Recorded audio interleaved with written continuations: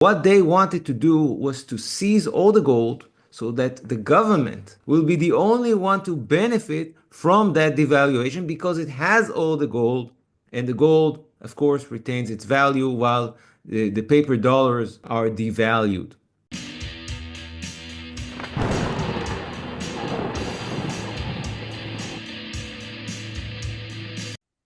Hello and welcome. Thanks for tuning in today. Many people are concerned about gold being confiscated because it happened in 1933. Could we face a confiscation situation in the future? And could digital assets be on the menu for potential confiscation this time around? Here to break this down for us today is the Silver Hermit. Hello, good evening. During the Great Depression, unemployment and homelessness raised to levels the US had not seen before, and there was widespread loss of confidence in the banking system, which led people to start saving in gold. But the government referred to it as hoarding gold. On April 5th, 1933, Roosevelt signed Executive Order 6102. This meant that banks would no longer convert dollars to gold, and it prohibited ownership of more than 5 ounces of gold. All Americans were required to sell their gold to the Federal Reserve for $20.67 per ounce. Then, with the Gold Reserve Act of 1934, gold was revalued to $35 per ounce. This effectively devalued the dollar. Back then, they were not able to just print money, so they needed gold if they wanted to increase the money supply. And 2,665 metric tons of gold ended up being confiscated. On top of getting more gold into their vaults, they also revalued the gold to compound this effect. But the thing is, we are not on a gold standard today, so they don't need gold to increase the money supply, which makes confiscation seem less likely than in the past. Oren, what do you think about the potential for confiscation today? Yeah, so today I'm going to make the case that another confiscation of gold and silver is absolutely unlikely. That we're living in a completely different world nowadays, and that I just don't see it happening. And so I think that gold and silver stackers can rest assured that their physical assets are, they're going to be able to go on holding on to them, and it's going to be fine. And I'll start by just giving you some data, a few numbers that personally I find them mind-blowing. So the total market capitalization of US stocks, the US stock market nowadays, stands at roughly $63 trillion. The total market cap of US bonds, that's uh, government and corporate together, is estimated to be about $50 trillion. That's a bit down due to rising rates, we need to point out. The market value of all real estate in the US, including residential, commercial, etc., is estimated to be $136 trillion. And the asset side of the equation, by mentioning that the market cap of the Magnificent Seven, these are the largest tech stocks that we have nowadays, it's over $22 trillion. Wow.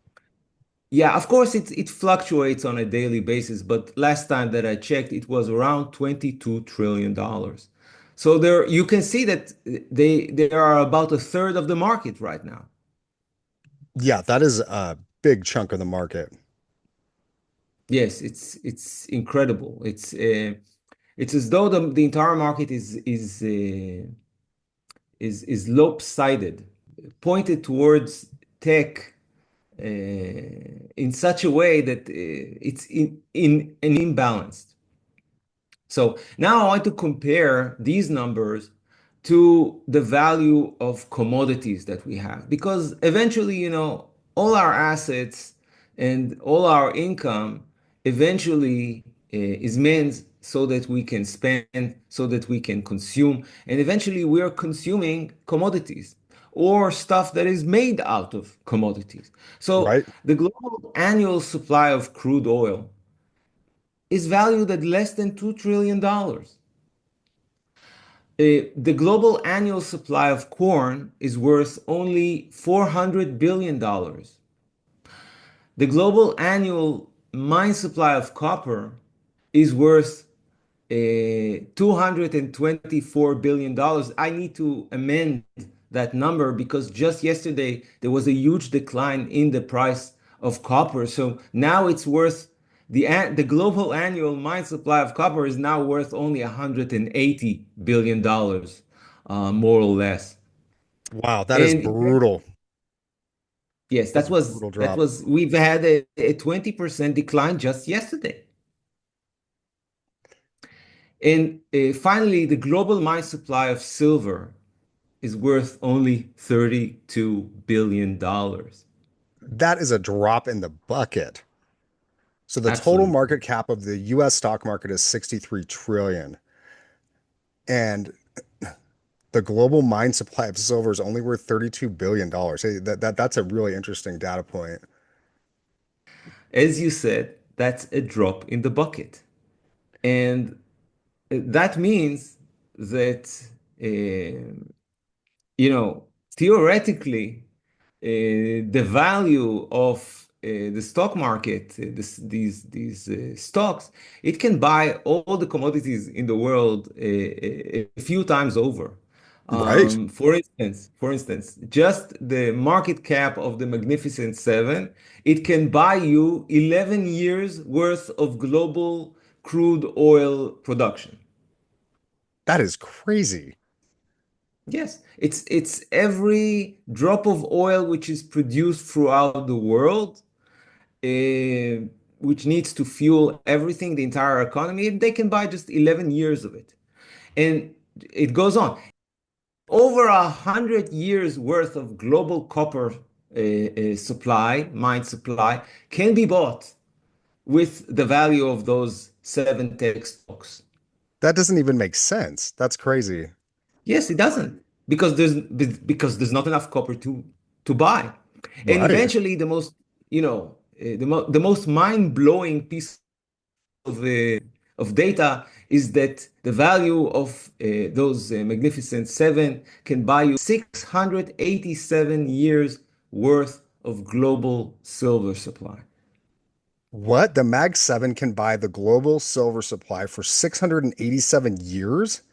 That is really crazy. And I think it just goes to show not only how undervalued silver is, but how overvalued some of these stocks must be. I'm talking about the annual mine supply. Yes, it's not the entire stock of silver. It's just the annual mine supply. But of course, we don't have stored up 687 years worth of mining. We have a lot less than that. So that means that the value of those stocks can buy every ounce of silver out there many times over. And Right. of course, it doesn't make any sense. So, what we can see is that there's this huge imbalance between the prices of assets and the prices of commodities.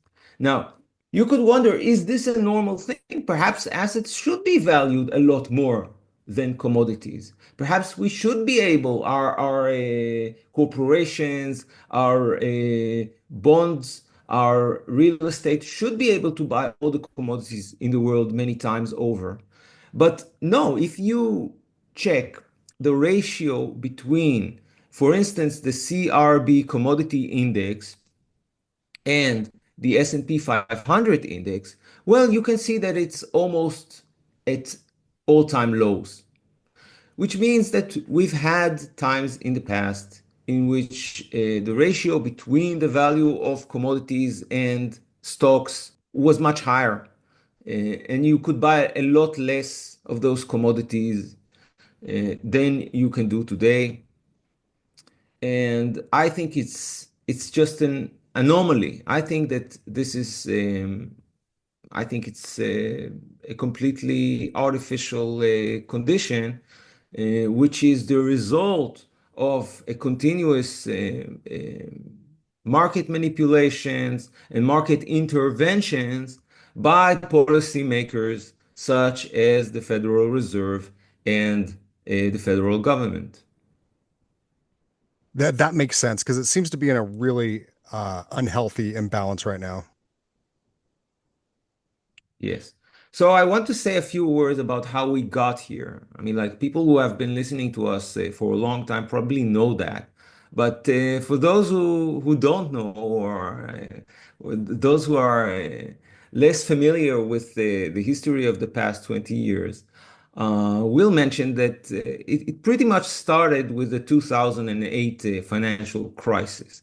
Now, there was a huge crisis back then, and there was this feeling among policymakers that, that the economy is over, and unless they do something extreme, unless they do something drastic, then they're not going to have an economy anymore. Which, it's not true because the economy always finds a way to come back if you just let it be. But anyway, since interest rates were already at zero, short-term interest rates, the Federal Reserve embarked on its QE program. And what is QE? QE means that you print dollars and you buy long-dated government bonds. And what that achieves is that it suppresses long-term interest rates as well. So you already have short-term interest rates at zero, and you start actively suppressing also the long-term interest rates. And this means that interest rates are pretty much flat at zero, and that means that corporations can start borrowing money very cheaply because there's nothing else to do with the money. And theoretically, that was supposed to allow them, to develop new products, hire more workers, and restart the economy this way and generate some growth. But unfortunately, what many corporations have done with all that cheap credit, instead of using it productively, what they've done is they started buying back their own shares. And through this mechanism of share buyback, what it does, it reduces the amount of shares outstanding, and it just, artificially pumps up their price because there's simply less of them out there.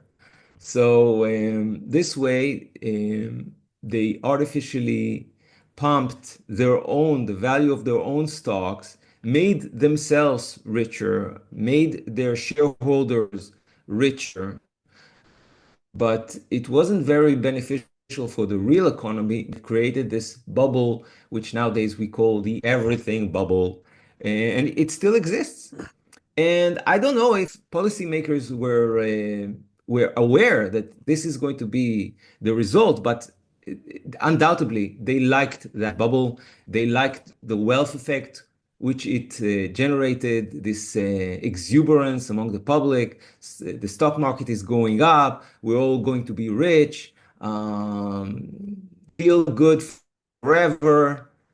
And every time the stock market in danger, every time the bubble in the stock market was in danger of popping, you could see that they pumped more liquidity, more cheap credit into the system in order to keep it Yes, going. keep it propped up.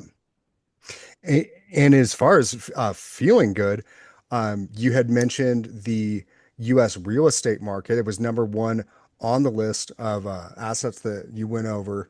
I know a lot of people believe the real estate market is inflated, and a lot of the folks who are sitting on real estate right now that they bought very cheaply and has doubled or tripled in price, they want to believe that it's going to hold all that value. Now, having said that, I mean, I could see real estate, of course, losing value, when everything pops, but I do feel like it'll still be number one on that list. I feel like those other assets that you were talking about will lose more value.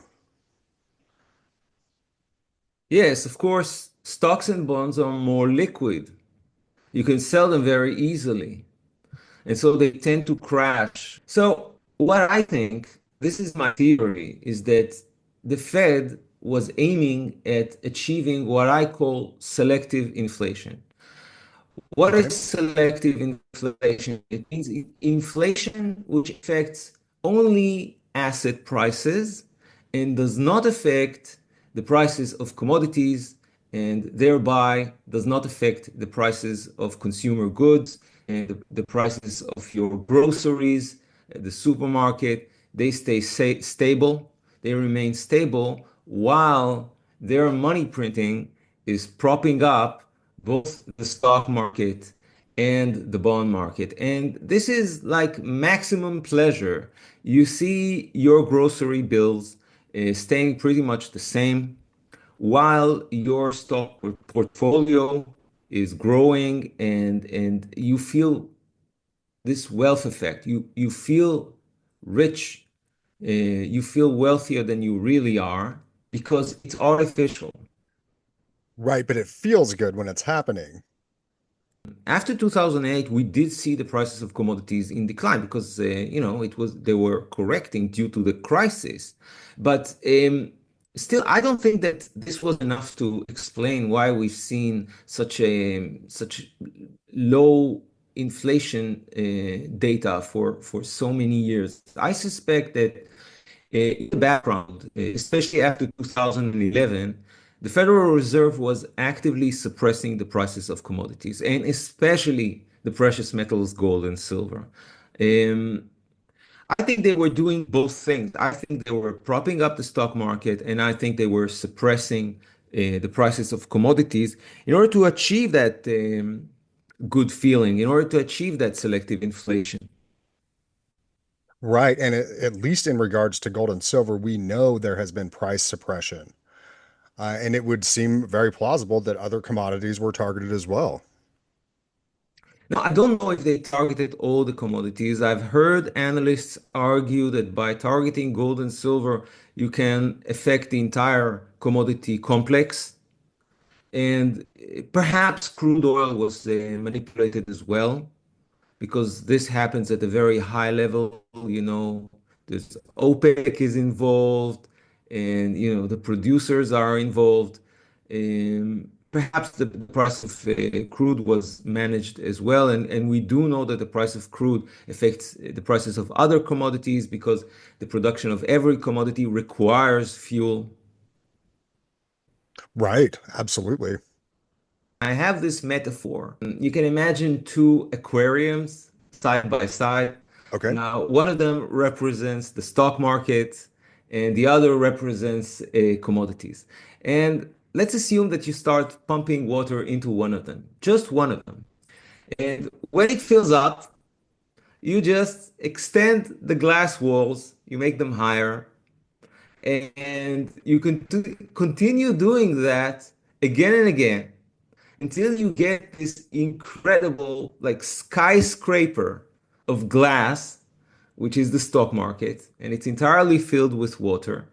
And on the other side, you have this tiny aquarium, which is almost empty, which is the prices of commodities, of course. Now, as this skyscraper, as it grows higher and higher, what I'm fearful of is the moment in which the glass completely shatters and all that water that has been accumulated over more than a decade starts just gushing, rushing toward a commodity aquarium. And of course, it doesn't have enough space. There's not enough commodities at the current prices to accommodate all that liquidity coming from the stock market. Right. And One of these companies could completely corner the silver market, for example, with this disbalance that we're seeing right now.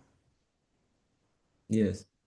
Now, of course, once you start this rotation from stocks to commodities, then the prices of stocks start falling and the prices of commodities start rising. So eventually it's going to come to some kind of balance. I mean, like we don't need to produce hundreds of times of the entire global supply of silver in order to satisfy that demand, the price is going to rise, and eventually there's going to be some kind of balance. But just the movement from one asset class to the other, it's going to generate such incredible inflation that it could just collapse the dollar on its own. Right. And it almost reminds me of people saving or hoarding, as the government said, gold a long time ago when they had lost trust in the banking system. Once they lose faith in the stock market and they start moving into commodities because they would be seen as a safer place, yeah, it could get really out of control. What I'm concerned about is that the Federal Reserve may panic. I'm thinking about capital controls. And that's like the basic thing that they could do is say, okay, you're not supposed to buy commodities. We're not allowing you to buy commodities. And so I don't think that capital controls are going to do the trick. I think if a rotation from stocks and bonds to commodities really picks up, I don't think even capital controls can really stop it. The prices of commodities are going to continue surging. Right, that And makes sense. eventually, So what would you see or what could you see a solution would be for a government who's trying to control a situation like this? the only solution that I can think of, it's a very radical solution, but it's the only thing that will work, is confiscation. In the environment of, runaway inflation and the stock market is threatening to collapse, I can see the Federal Reserve enacting extreme measures. I want to mention that the top 1% right now, the top 1% of earners hold nowadays over 50% of the stock market and over 38% of the bond market. That means that the wealth is concentrated in very few hands. Most people won't be affected by such measures. And so I don't think we're going to see huge protests in the streets. Because if very few people are affected, only the wealthiest people are affected, then we can reach this situation in which the public actually supports this move to freeze the assets of the rich. And come to think of it, nowadays you have all those college kids. They get indoctrinated in campus by their professors. They adopt socialism, and they're being told that we're going to freeze the assets of the rich. They may actually support such a move. They would They probably will like it. gloat over the misfortune of the rich. Absolutely. They wouldn't mind at all. Yeah, you're right. I don't see any public outcry of any noticeable degree if something like this happened. Yes. Now, we're talking about some of the wealthiest, most powerful people in the country. And they're going to use their influence to try and stop it, of course. But I think if this situation is extreme enough, then I can see it happening. Of course, this is the end of capitalism. But it would definitely be the end of the one percenters putting heavy amounts of money into the stock market and into digital assets. Yes. Now, why do I think that the confiscation of assets is more likely than the confiscation of, for instance, physical gold and silver, physical assets? Well, both stocks and bonds nowadays, they are digital assets. They exist only as entries on some server somewhere. Most people don't even hold stock certificates anymore. What I would say in regards to cryptos being frozen, it's a legal measure. What they'll do is they'll prevent access to certain wallets. If they want to prevent entities from transferring specific cryptocurrency funds due to like suspected involvement in crimes, they can just shut it off. They can shut down a whole exchange if they want to. For example, what we saw happen with FTX. So it would be a little different if they were doing it for confiscation purposes, but at the flip of a switch, they could stop all the transactions from happening. And I'm not sure legally what would go down if they were looking to permanently confiscate assets. But as of right now, it's easy for them to freeze them for a duration of time. I don't know all the nitty-gritty about what you can or can't do regarding Bitcoin, but I do know that you can block the on and off ramps into the cryptocurrency world. I know it completely contradicts the push that we're seeing right now by the Trump administration to regulate and allow for stable coins. This is something they've been talking a lot about lately. But again, in the extreme situation of runaway inflation, I can imagine all sorts of extreme measures being done in order to try and stabilize the system because runaway inflation has a tendency to completely destabilize society, and therefore I think all sorts of things which are unthinkable today can become uh, viable options in that environment. Sure. I mean, it's something that they might consider, especially if they felt like, some of these assets could hold some value. Um, of course, with gold and silver, because of their inherent value, that was a much stronger move for them, I do believe. Um, Although before they confiscated the gold, I'm sure people never would have thought that that was, something that they would consider doing or something that might be part of their reality, in the coming years. Okay, so let's talk about the possibility of a gold confiscation, as Okay. we said. Well, first of all, as a physical asset, if you want to confiscate gold, you physically need to go and get it. So that means, of course, for a government, it's easier to go for the low-hanging fruit, which means the gold which is stored at bank vaults, and also nowadays, the gold which is held by ETFs. Yes. It would make sense that they would go after the big stockpiles, for the most bang for their buck. Yes, and eh, if you want to confiscate gold which is held privately by the public, you actually need to send agents going door to door, which is very cumbersome. And in the United States, it's also very dangerous because the American public is probably the best armed public in the world. And so you're going to have many people trying to defend their wealth, and it's going to be absolutely bloody if someone ever tried to do such a thing.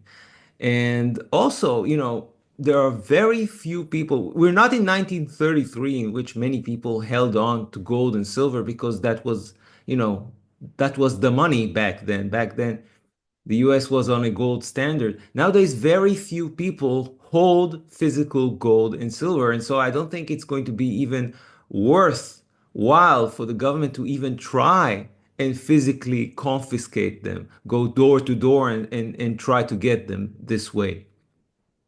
No, I think you're right. And I think another problem that they would have is, well, people would be trying to hide it, and then criminals could target the confiscation trucks. And that could be a real problem for them, especially if it was like a really well-armed group that maybe was being backed by a cartel or something that had slipped across the southern border. And they specifically were going to go try and knock over some of these trucks because, every once in a while we'll have armored cars get attacked by criminals in the US, and the armored cars are no joke.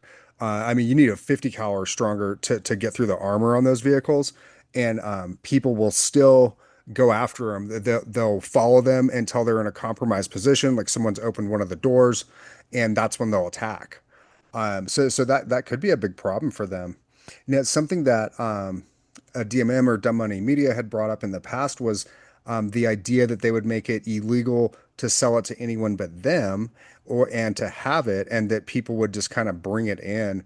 And if they were to try it, I think they would probably go that route as opposed to trying to go around and collect it up, it would be a logistical nightmare, to do that. And they Yeah. would probably lose some along the way. And like you had mentioned, it would be dangerous. Something bad would happen at some point during that Another process. point that I would like to raise is that the public back then in 1933 was a lot more cooperative. I think Yes. people were more patriotic. I think back then they trusted the government a lot more than they do today, and they were more likely to turn in their gold if they were asked to do that. I don't think, I think that many people in 1933 kept their gold, but still nowadays, if back then you had some cooperation by the public, nowadays you won't have any cooperation by by the public. And if the government asks you to turn in your gold and silver, I don't think anyone will do that. Now, in regards to the large stockpiles, it probably is worth it to mention that leading up to 1934, before they did the silver confiscation, you might say, they were keeping a list of any individuals that they thought had more than 50,000 ounces of silver. So on top of those big vaults, the really big whales out there, the rich folks who have a lot of gold and silver, they might be on a list right now. I mean, that's possible. And so Interesting. now I know some people are interested in the topic of silver confiscation, and some people might be concerned about what that scenario could look like. Now, why would they be concerned about this? Well, it kind of makes sense because it is a diminishing resource uh, with a high demand. As they say, history does not repeat itself, but it rhymes. So if we just take a quick look back at 1934 and what they did with silver, well, on August 9th of 1934, Roosevelt signed Executive Order 6184, which required silver within the continental United States, so not Hawaii or Alaska, to be turned in. Silver coins were not required to be turned in, so any form of silver coins. And there was also other silver that was being held for specific professional or artistic purposes. They did not need to turn that in. And the response to this back then was mixed. They say that some people complied and that other people hid their silver. And it was very hard for them to know who all had silver. Now, you know what's kind of interesting is when people turned their silver in, they were paid $1.29 per ounce, and the payment for the silver was made in the form of standard silver dollars, silver certificates, and any other coin or currency of the United States. So a lot of these people who turned their silver in were literally handed back silver in the form of U.S. coins. So that's kind of interesting. But there was a catch to that. There was a fee of 61.32% in the form of mint charges. So it really out to be more like 50 cents per ounce that they were getting compensated for this.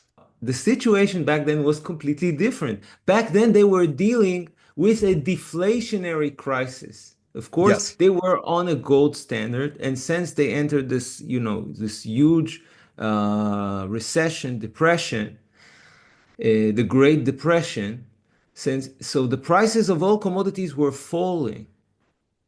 Okay, so in order to stop such a deflationary crisis, what you would like to do is to confiscate the gold so that you can devalue the currency and generate inflation.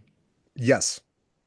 Now, if why did they have to confiscate the gold before they devalued? Because if people had physical gold in hand and they would devalue the dollar compared to gold, they would not be affected. They would be protected Yes. from that devaluation. So it would have no effect on the economy because people would retain their purchasing power. What they wanted to do was to seize all the gold so that the government, the federal government, will be the only one to benefit from that devaluation because it has all the gold, and the gold, of course, retains its value while the paper dollars are devalued. But nowadays, we don't have a problem, a deflationary crisis. We don't have a deflationary problem. We have an inflationary problem, right? Yes. The value of the dollar is falling. We're not on a gold standard. We only have these fiat paper dollars. And so it doesn't make any sense to confiscate gold in order to devalue the currency, which is already devaluing on its own.